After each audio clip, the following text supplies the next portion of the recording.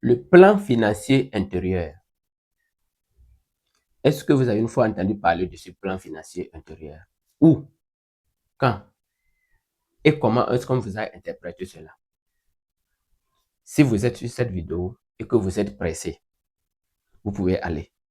Parce que je ne sais pas combien de temps cela va me prendre pour vous expliquer ce que c'est que ce plan. Si vous êtes agriculteur, commerçant, vendeur, vous êtes, comment on appelle, fonctionnaire, quel que soit ce que vous faites, ce plan financier doit être connu. Si je dis financier, c'est parce que je vais parler des finances ici. Mais si vous n'êtes pas dans les finances, ça s'applique aussi dans ton domaine. Si tu l'as une fois entendu, reste jusqu'à la fin parce que je vais interpréter cela.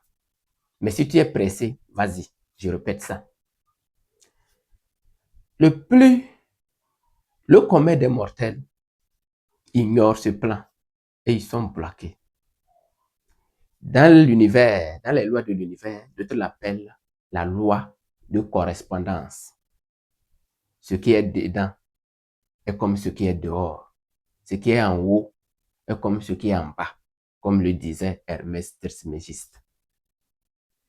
Et votre monde extérieur est le reflet de votre monde intérieur. Un grand homme a dit que pourri dedans, pourri dehors. Propre dedans, propre dehors. Qu'est-ce que tous ces concepts veulent dire? Cela veut dire la même chose. Il n'y a pas de différence entre tous ces concepts que je viens de citer. Si tu te lèves aujourd'hui, tu dis que tu veux atteindre un tel niveau dans les finances et qu'il y a une contradiction de ce niveau que tu veux atteindre par rapport à ce que tu penses à l'intérieur de toi, par rapport à ton conditionnement passé, c'est-à-dire la façon dont tu as interprété la vie ou bien ton entourage a interprété la vie. Cela peut avoir un effet dans tes plans ou bien dans tes projets que tu t'es fixés. C'est pourquoi vous allez voir que tous ceux qui réussissent au loto, ils viennent de percevoir 500 millions, ou bien 50 millions, ou bien 10 millions à la loto parce qu'ils viennent de gagner un pari. Et au bout de 5 ans, pas trop, 5 ans c'est trop, au bout de 2 mois, 3 mois, la personne revient comme s'il n'avait jamais réussi un franc dans sa vie. Que s'est-il passé? C'est parce que son plan financier intérieur n'est pas réglé sur la réussite. Il n'a aucune corrélation avec l'argent dans son intérieur. C'est le pourquoi la loi de correspondance a remis les choses à leur place. Parce qu'à l'intérieur de lui, on l'a appris que l'argent n'est pas bon, que l'argent est la source de tous les problèmes du monde. Que quand tu as l'argent, tu as tous les problèmes. Et d'autres même ont baptisé l'argent de, comment on appelle, il y a d'autres qui l'appellent que le bâtard là, ou bien que l'individu là, que quel que soit le nom que vous donnez, vous savez le nom que vous donnez à l'argent. Mais est-ce que vous savez que l'argent a des oreilles? Est-ce que vous savez que ce que vous dites là, l'argent entend? Est-ce que vous savez que l'argent est un esprit? Dites-le moi en commentaire. Et tout ce que vous dites, l'argent entend ça. Et cela fait que quand l'argent vient dans vos mains, ça ne dure pas. Parce qu'à l'intérieur de lui, de vous, vous ne le louez pas. Certaines personnes disent que si moi je gagne l'argent, je veux construire une maison, peut-être qui a une valeur peut-être de 3 millions ou bien de 2 millions. Et tous les rêves là, ça s'est arrêté là. À part ça là, eux n'ont plus besoin d'argent. C'est ça ils disent. Hein. Si toi tu as une fois dit ça aussi, dis-le moi en commentaire. Tu as dit que tu as besoin d'une maison, une moto et de quoi survivre. C'est tout. C'est ce que là où tu t'es arrêté. Voilà un plan financier que toi-même tu t'es fixé à l'intérieur de toi. Maison, moto et la petitesse pour vivre toi et ta famille. Ça, c'est un plan financier intérieur que tu es en train de te fixer. Wallahi billahi, tout argent qui rentrera dans ta main au-delà de ce que tu viens de dire va redisparaître pour permettre à ton monde intérieur, ce que tu t'es dit à l'intérieur de toi, et ton monde extérieur cohabiter ensemble. Si on venait de te donner 50 millions, si tu lances une entreprise ou bien un projet, tu vas voir que 2 ans ou bien 1 an après, l'argent là va revenir, être au même niveau que tu avais souhaité, que tu t'es dit à l'intérieur de toi. Parce que la loi ne trompe pas. Le subconscient et la conscience ne doivent pas être en contradiction. Jamais. C'est pourquoi tout argent que qui rentrera dans tes mains, va revenir à l'état initial de ce que tu t'es dit et ce que ton subconscient a pris. Et la majorité de l'action ou bien des paroles que nous disons s'installe dans notre subconscient, alors que c'est lui qui règle 80% de notre réussite ou bien de notre échec. Si dans ton subconscient, tu as fixé un certain degré d'échec, il va accepter comme vrai. Il ne réfléchit pas. La conscience a seulement que 10% ou bien 20% de ce que tu es. Et le subconscient, c'est 80%. Et celui qui est le créateur de ta vie. S'il y a succès là-bas, dans ton subconscient, tu vas voir que ta vie va manifester de succès en succès. S'il y a aussi échec là-bas, ta vie va manifester d'échec en échec. Si tu te lances dans un business et que ton subconscient est programmé sur l'échec, sur le manque, sur la rareté, sur la disette, sur la galère, si tu vends même l'or, tu ne pourras pas réussir. Je dis bien, si tu vends l'or, tu ne pourras pas parvenir au sommet. Pourquoi? Parce que lui, il est réglé sur le manque. Il est réglé sur des centaines de mille. Il est réglé sur des dizaines de mille. Alors que toi, tu rêves des millions de mille, des milliards de mille. Donc, pour pouvoir y parvenir aux milliards, il faut retourner, aller régler, pour le dire, aujourd'hui, je ne suis plus quoi? Dans les dizaines de mille. Je suis maintenant dans des millions et des milliards. Tu lui répètes ça chaque jour. Parce que quand tu vas commencer par dire, il ne va pas accepter. Qu'est-ce qu'on t'a dit que l'argent est la racine de tous les maux. L'argent crée les guerres. Si l'argent divise les foyers, l'argent divise la famille, l'argent divise les relations, l'argent crée trop de problèmes à l'humanité.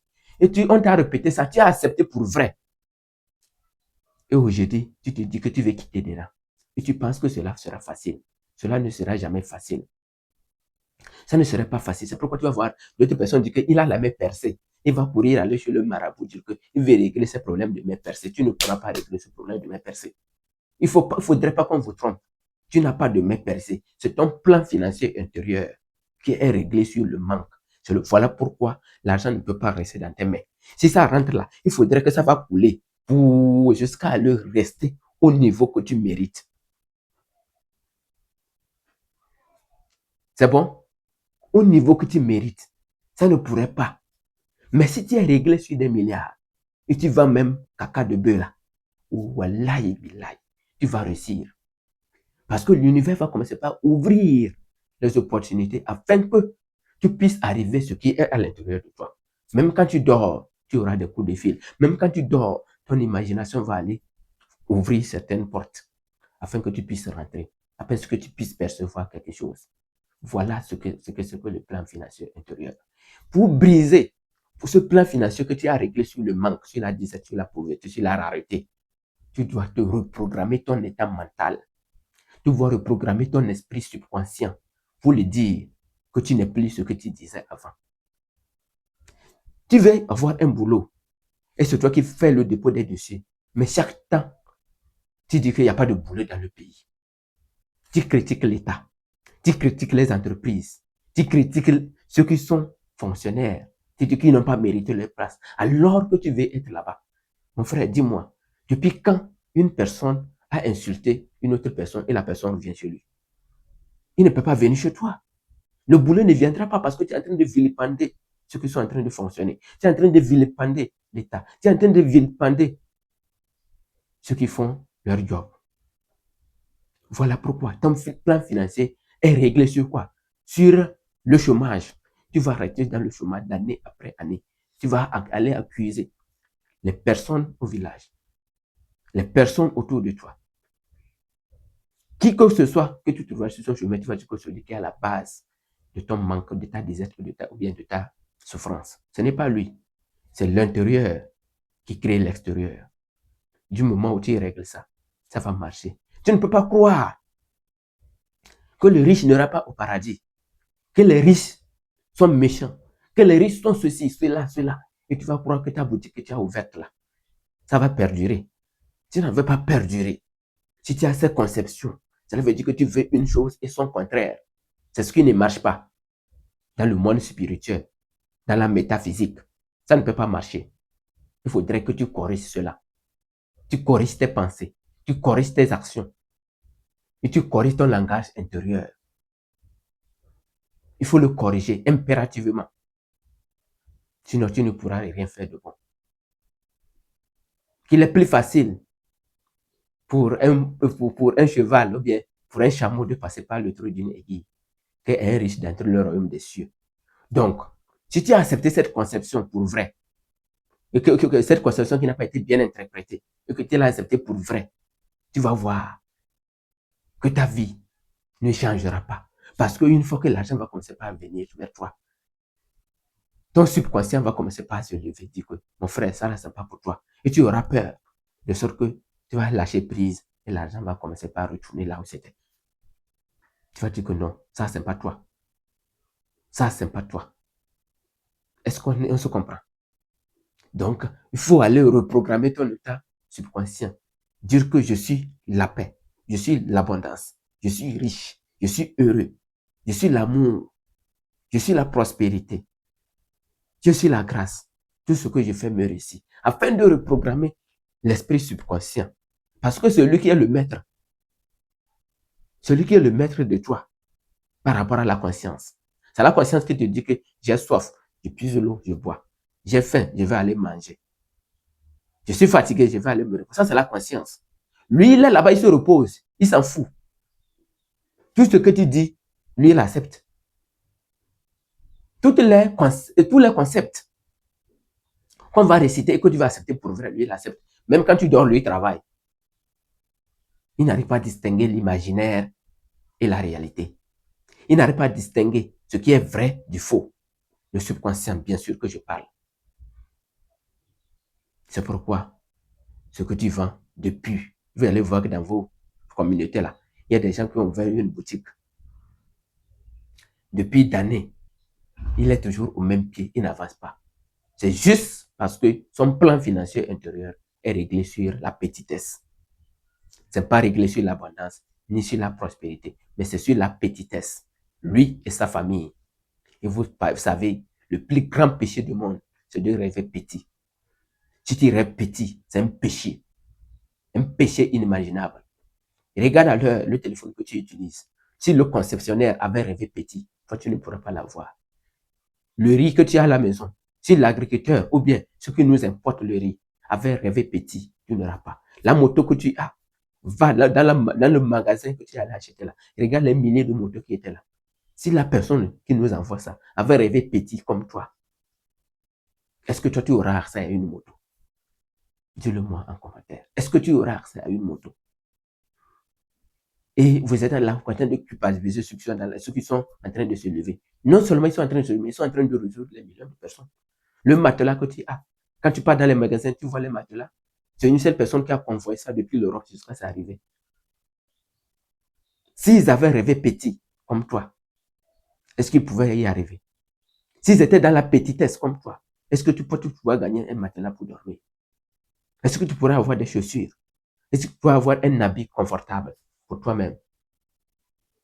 Non. Tu me diras que non. Mais ce sont des gens qui ont pensé à l'humanité. Ils ont pensé à l'avenir du monde. Et ils ont commencé par nous envoyer cette eau. Toi aussi, c'est à ton tour. C'est à ton tour de solutionner. Pas que tu vas aller dans le but de gagner pour toi seul, pour ta famille, mais dans un but précis. Avec quoi? L'intention d'aider le monde entier, l'humanité tout entière. pour pouvoir s'en sortir. C'est ça que Dieu nous envoie. C'est la mission de chacun de nous sur cette terre. Ta connaissance que tu es là, tu veux les garder pour toi seul, croyant que c'est ça qui va aider le monde. Ça ne peut pas aider le monde. L'égoïsme n'aide pas le monde. La méchanceté n'aide pas le monde. C'est le partage. C'est le partage qui peut aider le monde. Et de rêver grand. Solutionner les problèmes des gens. Et l'argent va suivre. C'est tout. On ne court pas derrière l'argent. On attire l'argent, comme l'a dit Gimeroun. On attire l'argent. L'argent ne va pas être poursuivi. L'argent doit être attiré en apportant des solutions aux problèmes des gens. Dans ton milieu, là, quel que soit là où tu es. Voilà ce que j'avais à vous dire. Donc, revoyez votre plan financier intérieur. Réglez-le sur l'abondance, réglez-le sur la réussite, pas des affirmations. Sinon, la contre-intention va vous tuer. Qu'est-ce que c'est que la contre-intention? C'est le fait de vouloir une chose et son contraire. C'est le fait de vouloir, d'avoir vilipendé quelque chose et en retour dire que toi tu es à la recherche de la chose. Ça ne va pas marcher. Pour que ça marche, il faudrait que votre subconscient et votre conscience vivent en harmonie. C'est la règle du jeu. C'est la règle du succès.